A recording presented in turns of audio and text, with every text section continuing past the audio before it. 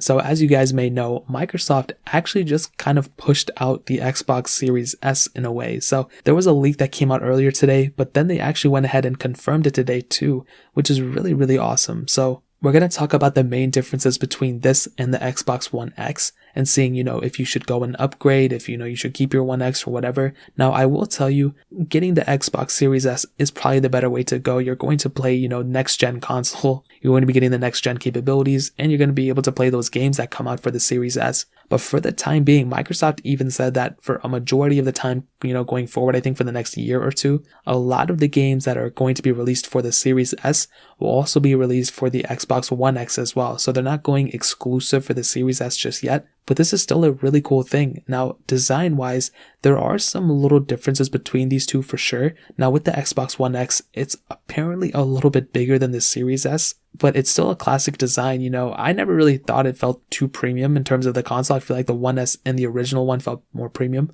but the Xbox One X, still has a lot of capability for sure. But with the Series S, Microsoft actually said that it's the slimmest and I think smallest Xbox they ever made, which is pretty crazy because the One S was really thin as well. So the One X should theoretically be, bigger than the Series S. And what's really awesome about this is that you're getting that next gen capability, you're getting those cooler graphics and better performance and everything at a smaller footprint than the Series X and the One X too, which is really cool. Now, in terms of the raw capability of both, you're going to be able to do 4K at 60 frames on the Series S. You can do 1440p at 120 frames on the Series S as well, which is really cool. That is one of my favorite things about the Series S, that you're going to be able to play these games that are supported in that at that type of frame rate, which is really awesome. The Xbox One X still supports 4K, which is still great, but obviously you can see that the Series S will definitely do better in terms of the gameplay than what the Xbox One X could do. Now, the main disadvantage for the Series S, in my opinion,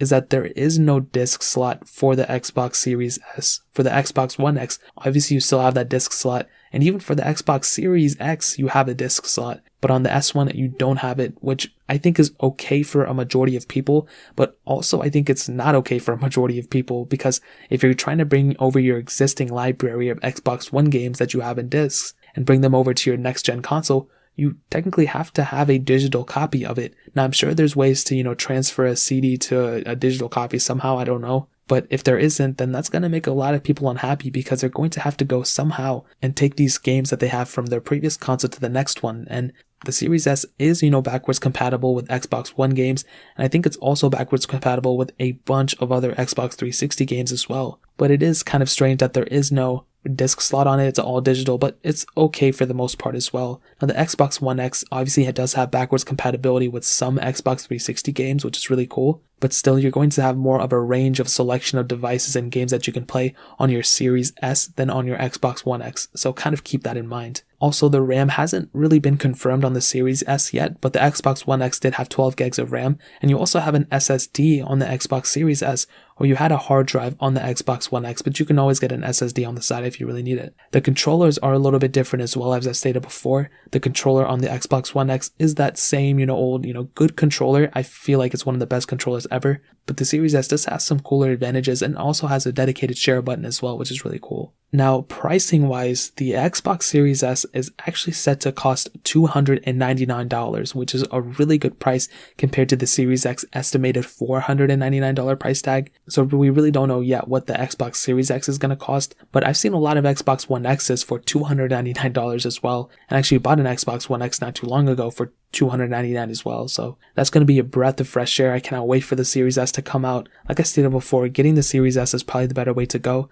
but the One X is still a really good console as well, and it's not going anywhere anytime soon. So that's really pretty much it. If you guys have any other questions or anything, let me know in the comment section below. Hit the like button, that would mean so much, but definitely hit that subscribe button. Every single subscriber that we get really does count, so it means so much if you guys could hit that. Also, check out the other links down in the description as well. My Twitter, my Instagram, my second channel. More importantly, everything else. I love every single one of you guys. Hopefully I'll catch you guys in the next video. Peace out till then.